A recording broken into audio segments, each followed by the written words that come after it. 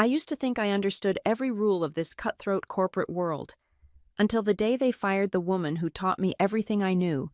They thought I'd bow my head, keep working, and accept the new order they'd built, but they didn't know I was holding a legal time bomb, buried deep in contracts they'd never bothered to read carefully. With just one click, their entire empire would crumble, and I'd make sure it happened at the most painful moment possible. My name is Rachel Morgan, and for 12 years, I've navigated the gleaming corridors of North Point Medical Systems like they were extensions of my own home. At 38, I'd earned my title as supply chain director through countless 14-hour days and negotiations that saved the company millions, but none of that would have been possible without Lisa Carrington. The morning it all started to unravel began like any other. I arrived at our Denver headquarters at 7:30 sharp, watching the sunrise paint the Rocky Mountains orange through the floor-to-ceiling windows of our 23rd floor office. The familiar hum of the espresso machine in the executive break room, the soft ping of elevator arrivals, the muted conversations floating from corner offices, everything seemed perfectly normal. Lisa was already in the conference room when I arrived, her silver hair catching the morning light as she reviewed quarterly projections on her tablet.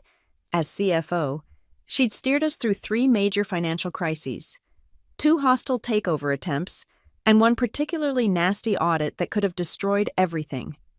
More than that, she'd been my mentor, my protector, and the closest thing to family I had in this city of glass and ambition.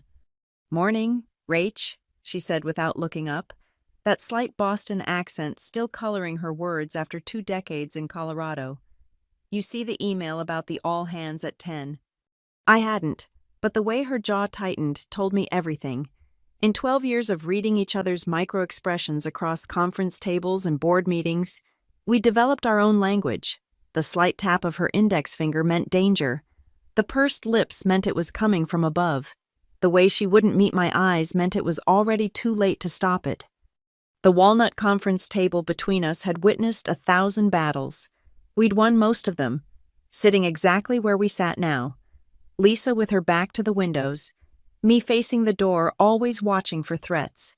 The leather chairs still smelled faintly of cologne and coffee, the ghosts of executives who'd tried to outmaneuver us and failed.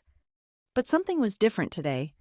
I'd noticed it building for weeks, the sudden silences when I entered rooms, the scheduled meetings that mysteriously disappeared from my calendar, the way our new CEO, Evan Prescott, had started excluding certain people from his morning briefings. Evan was 35, Harvard MBA, brought in 6 months ago by the board to inject fresh thinking into our operations. What they really meant was he'd cut us apart and sell the pieces to the highest bidder. "How bad?" I asked, pulling out my chair. Lisa finally looked up, and I saw something I'd never seen in her eyes before: defeat. "Remember when Hartley Industries got restructured?" My stomach dropped. Hartley had lost 60% of their senior staff in a single day. They called it right-sizing. The industry called it a bloodbath. The morning crawled forward with excruciating normalcy. I reviewed purchase orders, approved 3 vendor contracts, fielded calls from our logistics partners. But underneath it all, the building thrummed with nervous energy. Administrative assistants whispered in hallways. The usual laughter from the sales department was conspicuously absent. Even the security guards seemed more alert, standing straighter at their posts. At 9:45, my phone buzzed. A text from Lisa. "They're starting early. Boardroom." I watched through the glass walls as executives filed in one by one, emerging minutes later with manila envelopes and expressions that ranged from shock to rage to desperate relief. Tom from operations came out crying, a 57-year-old man who'd built our entire distribution network, reduced to tears in front of everyone.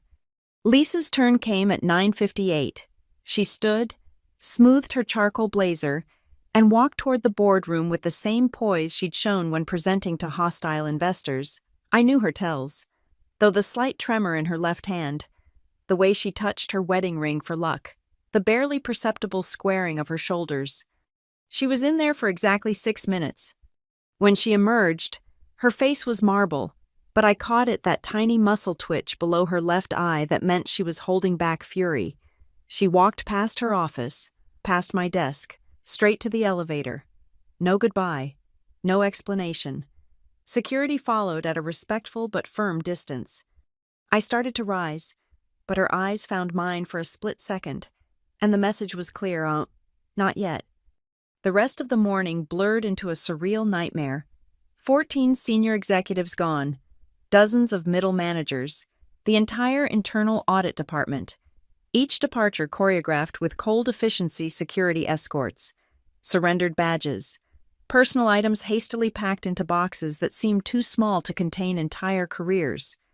And through it all, Evan Prescott stood in his corner office, visible through the glass, conducting phone calls with animated gestures and the satisfied smile of a hunter admiring his trophies. The official email landed at 11:45, right when most of us would normally be thinking about lunch. Organizational restructuring for enhanced operational excellence. 27 words of corporate doublespeak that translated to your world is about to collapse. I read it 3 times, each pass revealing another layer of calculated cruelty. Effective immediately, position eliminations, streamlined hierarchy. The language was so sanitized, it could have been describing a software update instead of destroying lives. My phone vibrated. Lisa, parking garage, level B2, now. I grabbed my purse, told my assistant I was taking an early lunch, and headed for the stairwell. The elevator felt too exposed, too likely to stop at the executive floor where Evan and his transition team were probably celebrating their surgical precision. The parking garage was tomb quiet, fluorescent lights humming against concrete. I found Lisa by her BMW, still in her business suit but somehow looking smaller, diminished. She was loading a banker's box into her trunk, 12 years reduced to 1 cardboard container. They gave me 15 minutes, she said, not turning around. 15 minutes to clear out my office while security watched. Bradley from security, remember when I approved his overtime for his daughter's medical bills? He couldn't even look at me. Lisa, this is insane. You've been here longer than Prescott's been out of business school. She slammed the trunk harder than necessary. That's exactly why I had to go. We all do. Everyone who remembers how things were before. Everyone with institutional knowledge. Everyone who might question his methods. She turned to face me then, and the fury I'd seen her suppress upstairs was blazing now. He's going to gut this place. Rachel, strip it down. Juice the numbers for 2 quarters, maybe 3. Then flip it to private equity. I've seen his playbook before. The board won't. The board hired him to do exactly this. They want their exit package, and they don't care if North Point exists in 5 years as long as they get their payout in 2. A car door slammed somewhere in the garage, echoing off concrete. We both tensed. But it was just someone from accounting heading to their vehicle, eyes deliberately averted as they passed. Lisa pulled out her phone, checked something, then looked at me with an intensity that made my chest tight. He's not done. This was just Phase 1 finance, operations, audit, people who could see the numbers and call bullshit. Phase 2 is coming, probably within the month.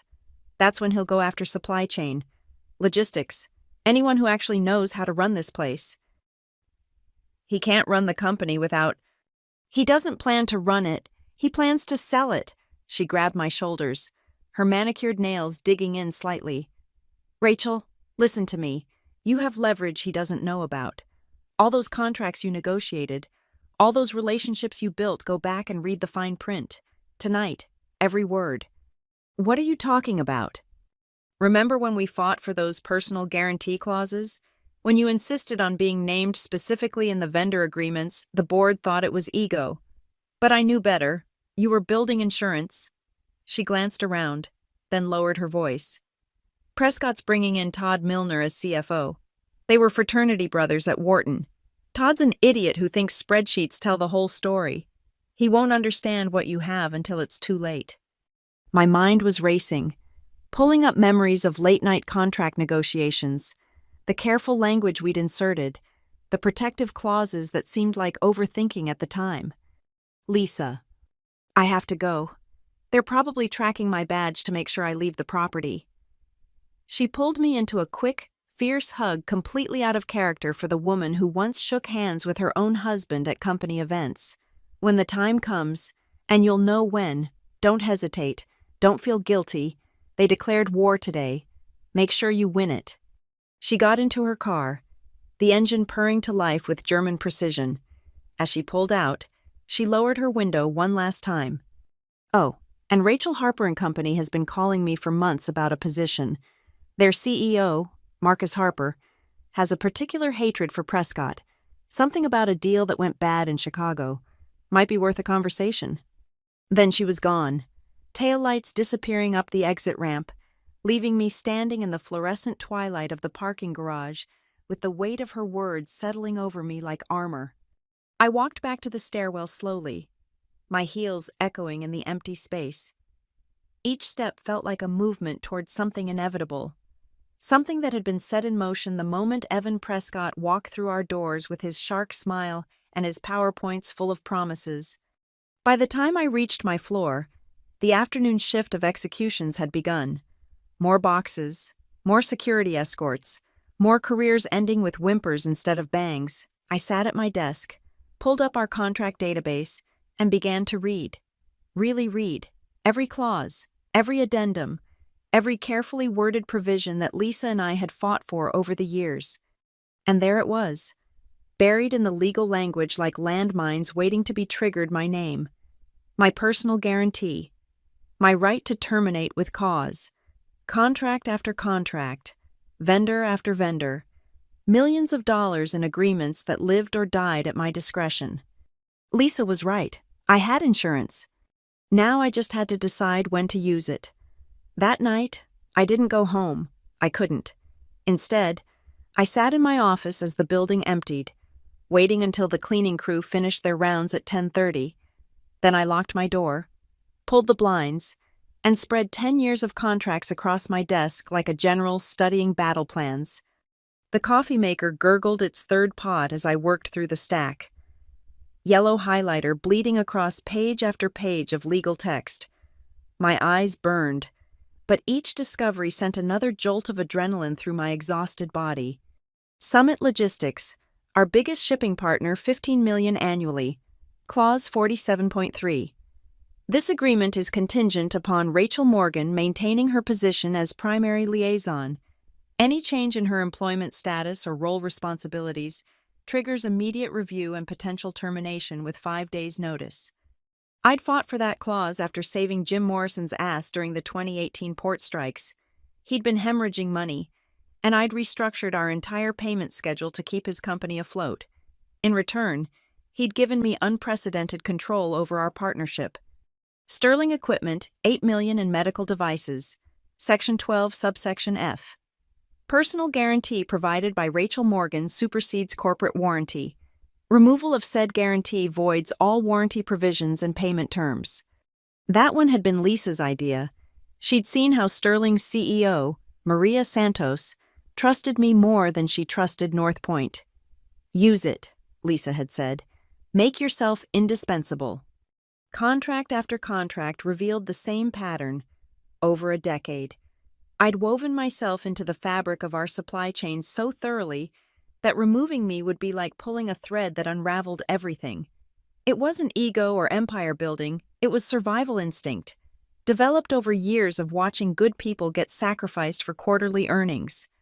At 2:15 in the morning, I finally understood the full scope of what I controlled. 26 major contracts, over $40 million in annual revenue, all of them with either termination clauses, personal guarantees, or relationship-based provisions that tied directly to me.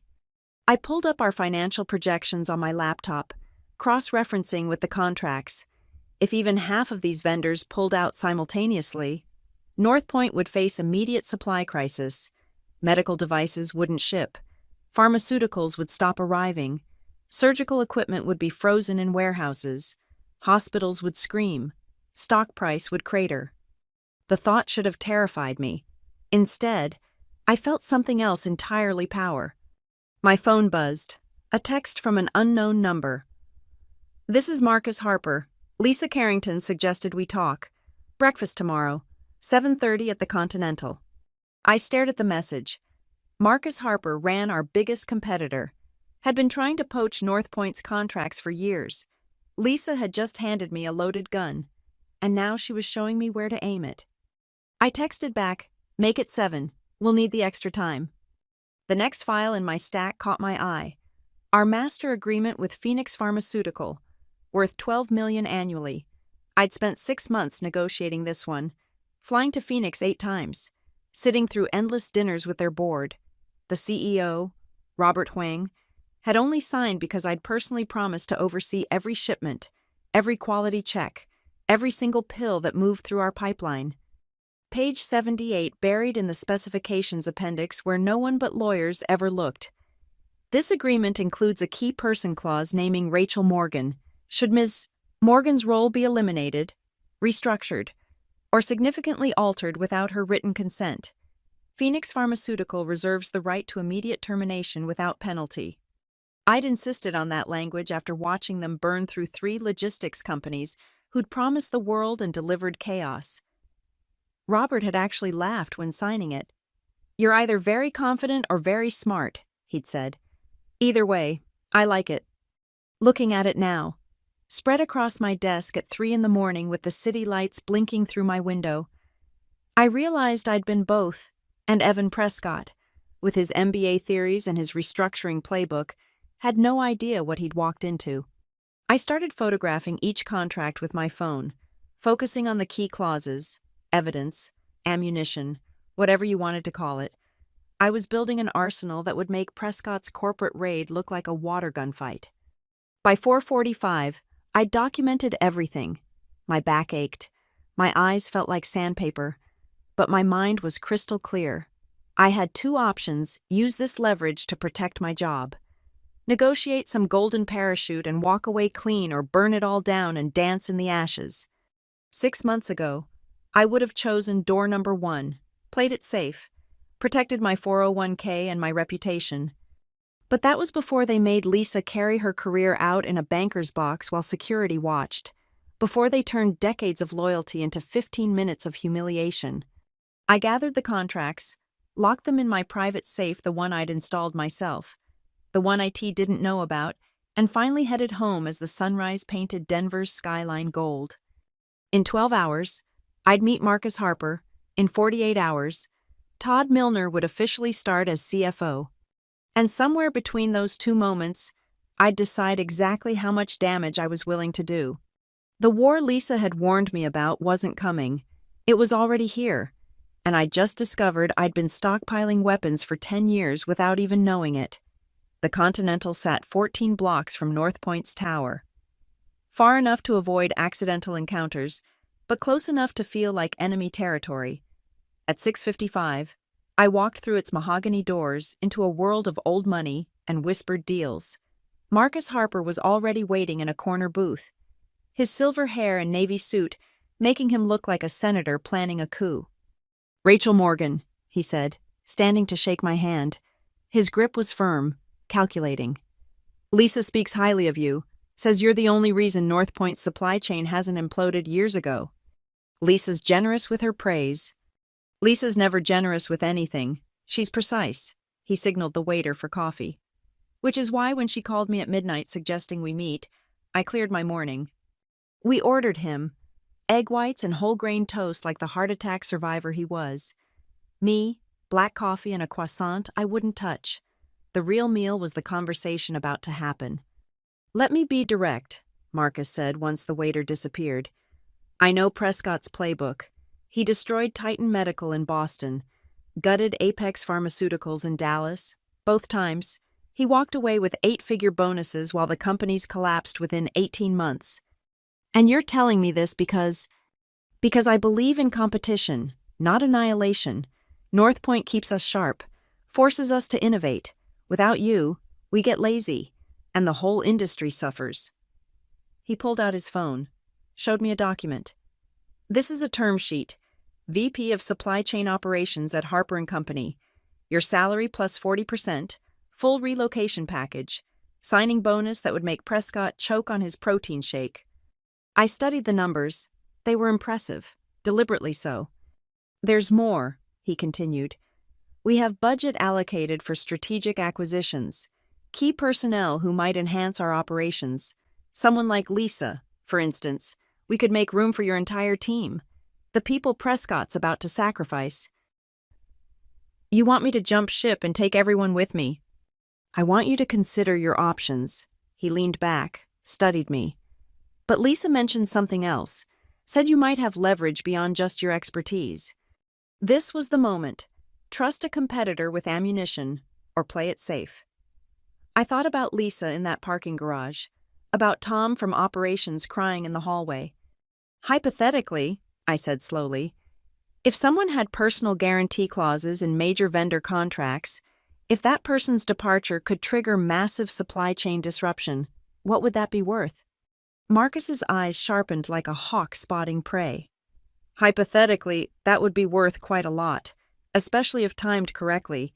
Say, right before a major board meeting where a new CEO was presenting his restructuring success. The board meets in 5 days. I'm aware.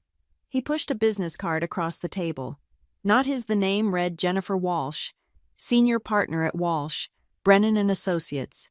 Jennifer specializes in executive transitions, particularly the kind where contracts follow talent rather than companies.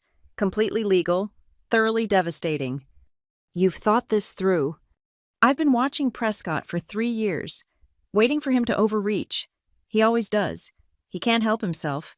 Too young, too arrogant, too convinced that an MBA from Wharton means he understands how things actually work. Marcus's smile was razor thin. Did you know Todd Milner was fired from his last 2 positions? Prescott's the only one who'll still hire him? I sipped my coffee, mind racing through possibilities. If I did this hypothetically, I'd need guarantees. For me, for Lisa, for my team. Done. Written contracts by end of business today. And our vendors, some of them might face penalties for breaking with Northpoint. We have a war chest specifically for partnership transitions. Any vendor that follows you gets signing bonuses to offset penalties. We've been preparing for this opportunity. Rachel, we just needed the right person to execute it. The waiter returned, refilled our cups. The morning rush was beginning. The restaurant filling with Denver's power brokers making their daily deals. At a table across the room, I spotted a Northpoint board member having breakfast with someone I didn't recognize. He hadn't seen me yet. There's something else, Marcus said, lowering his voice. Prescott's been shopping Northpoint to private equity firms. Blackstone, KKR, Apollo. The board doesn't know he's doing it behind their backs, planning to present it as a done deal at the meeting. If the company suddenly loses $40 million in contracts right before that announcement, the deal dies, the board panics, Prescott gets sacrificed to save face. Exactly, and Harper & Company emerges stronger, with the best supply chain team in the industry. He stood, threw cash on the table. Jennifer's expecting your call by noon. Lisa's already scheduled for 2 this afternoon. You were confident I'd say yes. I was confident you'd say what anyone smart would say when offered a chance to win a war instead of becoming a casualty. He buttoned his jacket. Oh, and Rachel, that board member at table 6 has been watching us for the last 3 minutes. Might want to use the kitchen exit. He left through the front, making sure the board member saw him, drawing attention like a matador's cape. I slipped out through the kitchen, nodding to surprised line cooks, emerging into an alley that smelled of fresh bread and possibility. My phone buzzed. Harper just called. We're really doing this. I typed back, we're doing this. Another buzz, this time from Jim at Summit Logistics. Hey, Rachel. Odd question, but got a call from someone claiming to be your new CFO. Todd, something demanding all our contracts be reviewed. Told him to pound sand until I hear from you. Everything okay? The game had started. Todd was already trying to assert control, not knowing he was grabbing live wires. I typed carefully. Thanks, Jim. There are some changes happening. Can we meet tomorrow? I'll explain everything. His response was immediate. Of course. You know Summit goes where you go. 3 more texts popped up from other vendors, all variations of the same theme. Todd was making calls, throwing weight around he didn't have, alienating relationships he didn't understand. I called Jennifer Walsh from my car. By the time I reached North Point's parking garage, we'd scheduled an emergency meeting for that afternoon. By the time I reached my office, she'd already sent me a retainer agreement. The revolution was beginning, and Evan Prescott was about to learn that some things can't be restructured, repositioned, or PowerPointed away. Some things, when broken, shatter everything around them. Todd Milner arrived like a hurricane in an Armani suit, all broad gestures and loud voice, commanding attention the way insecure men always do through volume rather than value. I watched from my office as he glad-handed his way through the finance department, his fraternity ring catching the light with every exaggerated handshake. "Rachel." He burst into my office without knocking, a violation of protocol that told me everything about how this would go. "Todd Milner, your new CFO. Prescott says you're the one to talk to about vendor relationships." He was younger than I'd expected, maybe 32, with that particular combination of babyface and premature swagger that Wharton seemed to mass-produce. His handshake was too firm, held too long, a dominance play so obvious it was almost charming. "Welcome to North Point," I said, matching his grip pressure precisely. "I understand you want to review our vendor contracts." Not review, revolutionize. He dropped into my guest chair uninvited, man-spreading like he owned the place. "Evan brought me in to modernize operations. Your vendors are about to meet the future of supply chain management." I smiled, the same smile I'd perfected during a decade of dealing with men who confused confidence with competence. "How exciting. I assume you'll want to start with our smaller accounts. Get familiar with our systems." "Actually, no. Go big or go home, right?" He pulled out his phone, started scrolling. "I want direct contact with your top 10 vendors by end of day, full decision-making authority transferred to me immediately. Of course, though you should know many of these relationships are quite particular. Jim Morrison at Summit, for instance, only deals with senior management he's personally vetted. Then he'll have to get unparticular real quick. This is a new era. Rachel, personal relationships are inefficient. Everything should be systematic, scalable, stripped of emotional redundancy." Emotional redundancy. He'd actually said that with a straight face. "I'll send you the contact list within the hour," I said. Though I should mention, several contracts have specific protocols about communication changes, legal requirements we need to follow. Legal can catch up. Speed is everything in restructuring. He stood, smoothed his tie. "Oh, and I'll need you to draft an introduction email from your account. Something that makes it clear the transition is happening with your full support. Unity message, you know." "Absolutely, unity is so important." He left without closing my door, his cologne lingering like a threat. I waited 5 minutes, then pulled up the email template I'd prepared the night before with Jennifer Walsh. Carefully crafted language that seemed cooperative while actually saying nothing binding.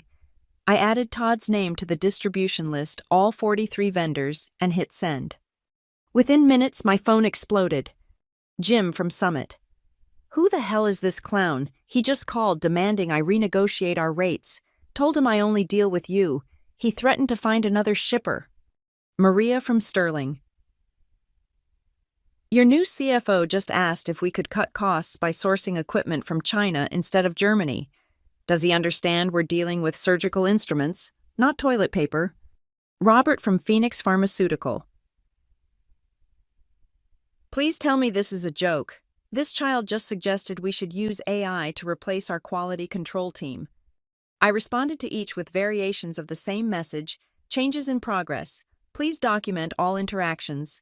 We'll clarify soon." By 3 in the afternoon, Todd had managed to alienate 7 of our top 10 vendors. He'd demanded rate cuts from companies that hadn't raised prices in 5 years. He'd suggested streamlining that would violate FDA regulations.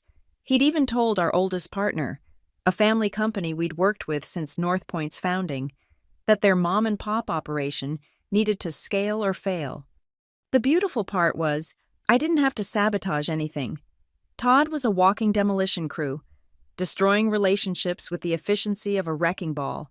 Every vendor he insulted, every partnership he threatened, was another ally moving to my side of the board. At 4:20, Evan Prescott himself appeared in my doorway. Unlike Todd, he knocked. Though it was perfunctory, he was already entering as his knuckles hit the wood. "Rachel, how's Todd's integration going?" "He's certainly making an impression." "Good. Disruption is healthy." He studied me with those calculating eyes that had probably served him well in consulting, but revealed too much in real life. "You're being very cooperative. I expected more resistance." "Why would I resist? I've been here long enough to know that change is inevitable." Exactly the attitude we need, but his eyes narrowed slightly, suspicious of easy victories. "The board meeting is in 4 days. Todd will be presenting our new vendor strategy. I trust you'll support his vision." "I'll ensure the board understands exactly what Todd brings to the table." Something in my tone must have registered because he paused, really looked at me for the first time since he'd arrived at North Point. "You know, Rachel, there's a place for you in our new structure. Senior positions for those who demonstrate flexibility." "I appreciate that, Evan. Flexibility has always been one of my strengths." He left looking satisfied, but slightly unsettled, like a chess player who'd captured a piece too easily and was now wondering if it had been sacrificed. My phone buzzed. Jennifer Walsh. "Harper's offer is finalized. Lisa signed an hour ago. Your vendors are lined up. When do you want to pull the trigger?" I looked at my calendar. Board meeting in 4 days. Friday at 9 in the morning. Todd would present his revolutionary vendor strategy at 9:30, right after Evan's opening remarks about the successful restructuring. "Friday," I typed, 8:45. That's cutting it close. That's the point. Another buzz. This time, Todd himself. A group email to all senior management. "Vendor revolution begins Monday. Prepare for 30% cost reductions across the board. Those who can't deliver will be replaced. Natural selection in action, had disrupt or die." I actually laughed out loud. He just put in writing, with a hashtag no less, his intention to breach dozens of contracts. Jennifer would have a field day with this. The trap was set, baited with Todd's own arrogance and Evan's blind faith in his fraternity brother.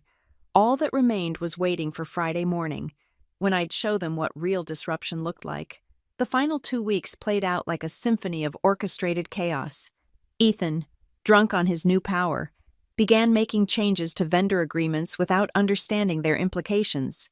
He proudly announced he'd negotiated better terms with several suppliers, not realizing he'd violated existing contracts in the process. "I've reduced our payment terms from net 60 to net 90, he boasted in a department meeting. "That's going to improve our cash flow significantly." I nodded appreciatively, not mentioning that our contracts explicitly prohibited unilateral payment term changes without written consent from both parties. Another breach of contract to add to the pile. He also started what he called vendor optimization, which essentially meant threatening our smaller suppliers with replacement if they didn't accept lower prices. 3 of them came to me privately, confused and concerned. "Ethan says you're no longer handling our account," said Jennifer from Precision Instruments. "He's demanding a 15% price reduction or he'll terminate our contract." "That's his prerogative now," I replied carefully.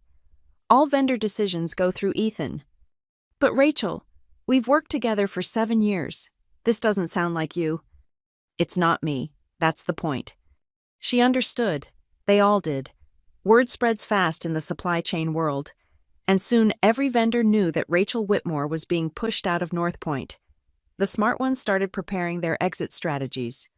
Meanwhile, I played the perfect employee. I arrived early, stayed late, and responded to every request with enthusiasm. When Derek asked for a supply chain presentation for the board meeting, I created a masterpiece of corporate propaganda, highlighting all of Ethan's achievements and innovations.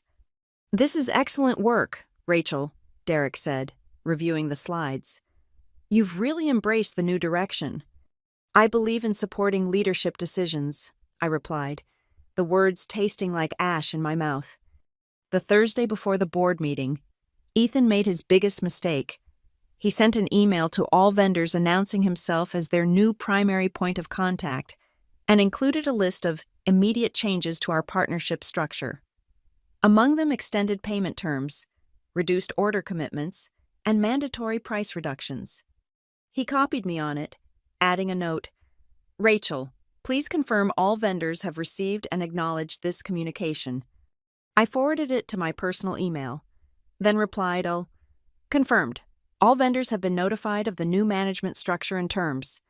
Within hours, my phone was exploding with calls I didn't answer, vendors demanding explanations, threatening legal action, invoking contract clauses. I let them all go to voicemail, then forwarded the messages to Ethan's office line.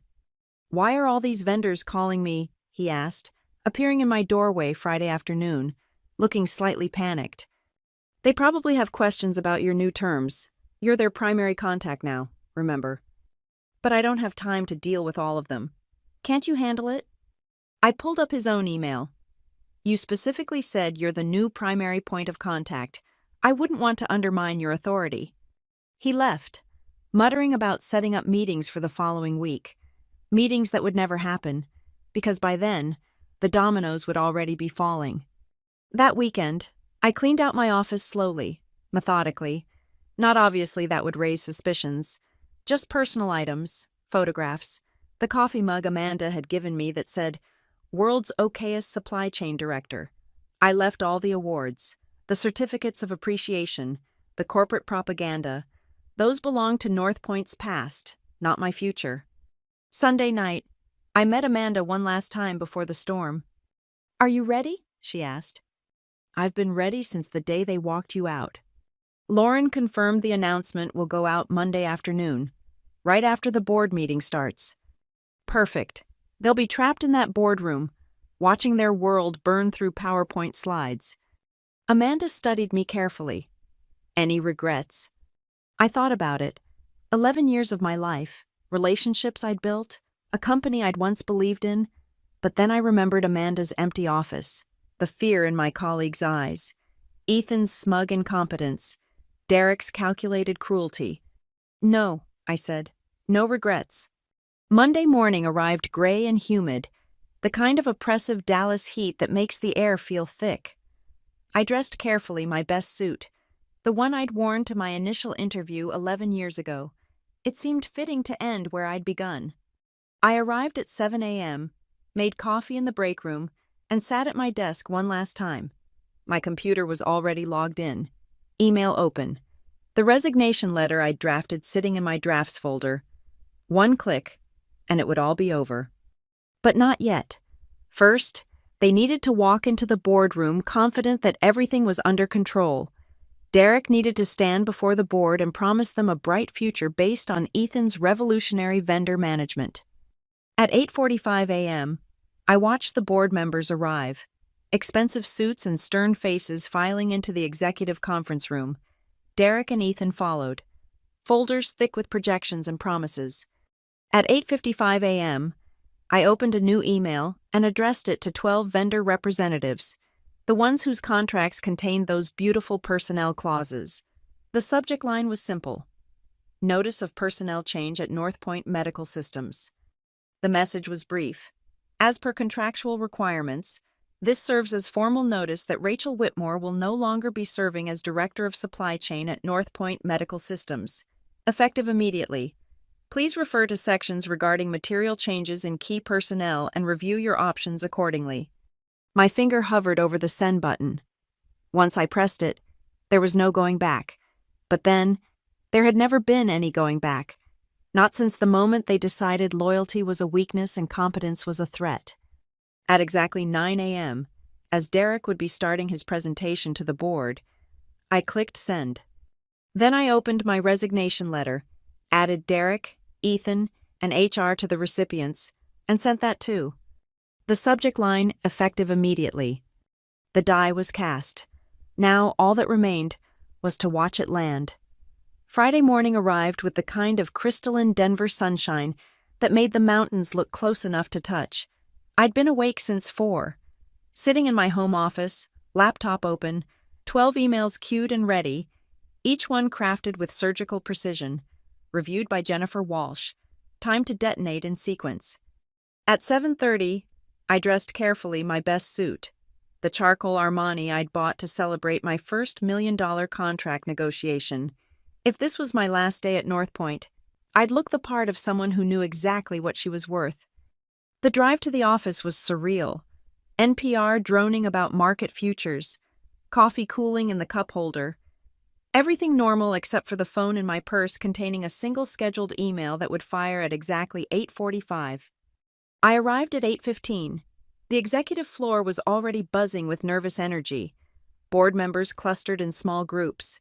Assistants scurried with last-minute presentations. And through the glass walls of the main conference room, I could see the catering staff setting up breakfast for the 9 o'clock meeting. Evan stood near the windows, rehearsing with note cards.